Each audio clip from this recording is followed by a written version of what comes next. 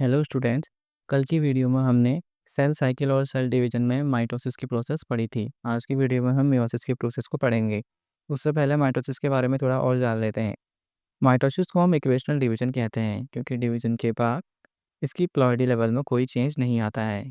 Ploidy level में change नहीं आने का मतलब है कि अगर हम डिवीजन से पहले कोई हैप्लॉइड सेल लें और हैप्लॉइड सेल में माइटोसिस डिवीजन करें, तो माइटोसिस डिवीजन के बाद जो हमें सेल जो हमें 2 डॉटर सेल्स मिलेंगी, वो भी हैप्लॉइड ही होंगी। और अगर हम डिप्लॉइड सेल का माइटोसिस डिवीजन करें, तो हमें जो 2 डॉटर सेल मिलेंगी, उनका प्लॉइडी लेवल भी डिप्लॉइड ही होगा। इसका मतलब जो प्लॉइडी लेवल है, उसमें कोई चेंज नहीं आ रहा है।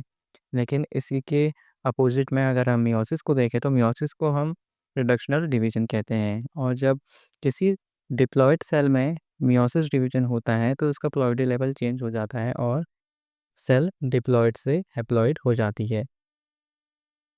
इसका रीज़न ये है कि माइटोसिस की प्रोसेस में डिवीज़न केवल एक बार होता है, लेकिन मियोसिस की प्रोसेस में 2 बार सेल डिवीज़न होता है।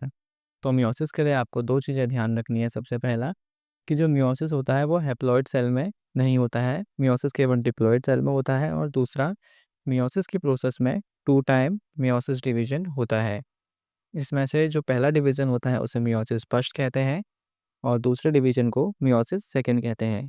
मियोसिस फर्स्ट को हम रिडक्शनल डिवीजन भी कहते हैं और मियोसिस 2 को इक्वेशनल डिवीजन भी कहते हैं। अब मियोसिस 1 और मियोसिस सेकंड को और डिटेल में देखते हैं। मियोसिस 1 फर्दर 4 पार्ट्स में डिवाइड होता है। Prophase 1, metaphase 1, anaphase 1, telophase 1। उसी तरह मियोसिस 2 भी 4 पार्ट्स में डिवाइड होता है। प्रोफेज 2, मेटाफेज 2, एनाफेज 2 और टेलोफेज 2। सबसे पहला प्रोफेज 1। प्रोफेज 1 फर्दर 5 पार्ट्स में डिवाइड होता है। सबसे पहला लिप्टोटीन, दूसरा जाइगोटीन, तीसरा पैकेटीन, चौथा डिप्लोटीन और पांचवा डाइकाइनेसिस। लिप्टोटीन में जो डीएनए होता है वो डीएनए कंडेंसेशन स्टार्ट होता है। इसका मतलब जो न्यूक्लियस के अंदर क्रोमेटिन होता है उसमें कंडेंसेशन की प्रक्रिया स्टार्ट हो जाती है और जो सेंट्रियोल्स होते हैं वो पोल्स की तरफ मूव करना स्टार्ट कर देते हैं। सेकेंड स्टेप है जाइगोटीन। जाइगोटीन में होमोलोगस क्रोमोसोम एक दूसरे के पास आना शुरू करते हैं और इस प्रोसेस को हम सिनेप्सिस कहते हैं। होमो होमोलोगस क्रोमोसोम को हम इस तरह से समझ सकते हैं कि अगर हम फादर के जीन्स में से क्रोमोसोम नंबर 1 लेंगे, तो मदर के जीन से भी हम क्रोमोसोम नंबर 1 ही लेंगे। जैसे अगर फादर के क्रोमोसोम नंबर 1 में आईसाइट का जीन है, तो मदर के क्रोमोसोम नंबर 1 में भी आईसाइट का जीन ही होगा। तो फादर और मदर के क्रोमोसोम नंबर 1 को हम होमोलोगस क्रोमोसोम कहेंगे। जब होमोलोगस क्रोमोसोम एक दूसरे के पास आना शुरू करते हैं, तो ये सिनेप्टोमेरल कॉम्प्लेक्स बनाना शुरू कर देते हैं। इसके बाद स्टेप नंबर 3 आता है पैकेटीन। पैकेटीन में जो होमोलोगस क्रोमोसोम होंगे उनके बीच क्रॉसिंग ओवर होगा। इसमें जो होमोलोगस क्रोमोसोम होंगे उनके जेनेटिक मटेरियल का एक्सचेंज हो जाएगा और इस एक्सचेंज की वजह से मियोसिस डिवीजन में जेनेटिक वेरिएशंस आते हैं। नेक्स्ट है डिप्लोटीन। डिप्लोटीन में जो सिनेप्टोमेरल कॉम्प्लेक्स जाइगोटीन स्टेप में बना था वो धीरे धीरे डिसॉल्व होना शुरू हो जाता है और जो होमोलोगस क्रोमोसोम होते हैं वो धीरे धीरे एक दूसरे से सेपरेट होना शुरू कर देते हैं। लेकिन सेपरेट होने की इस प्रोसेस के दौरान कुछ पॉइंट्स में कनेक्टेड भी रहते हैं, जिन पॉइंट्स को हम काइस्माटा कहते हैं। इसके बाद लास्ट स्टेप आता है डाइकाइनेसिस। डाइकाइनेसिस में जो क्रोमोसोम होते हैं वो फुल्ली कंडेंस और थिक फॉर्म में आ जाते हैं।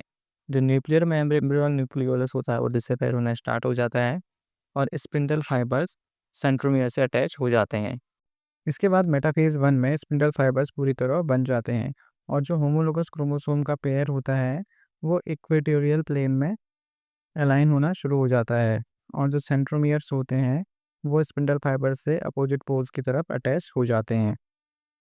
उसके बाद नेक्स्ट स्टेप है आपका एनाफेज 1। एनाफेज 1 में जो होमोलोगस क्रोमोसोम होते हैं वो पोल्स की तरफ सेपरेट होना स्टार्ट हो जाते हैं, लेकिन जो सेंट्रोमियर्स होते हैं वो स्प्लिट नहीं होते हैं और इस होमोलोगस क्रोमोसोम के सेपरेशन की प्रोसेस को हम डिसजंक्शन कहते हैं। इसके बाद नेक्स्ट फेज आता है टीलोफेज। टीलोफेज में जो क्रोमोसोम होते हैं वो सेल के अपोजिट पोल्स में पहुंच जाते हैं।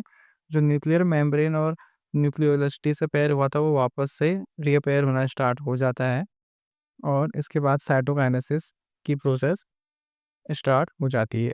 मियोसिस 2 की जो प्रोसेस होती है वो पूरी माइटोटिक डिवीजन की तरह ही चलती है। और इस तरह से जो मियोसिस की प्रोसेस होती है वो कंप्लीट हो जाती है।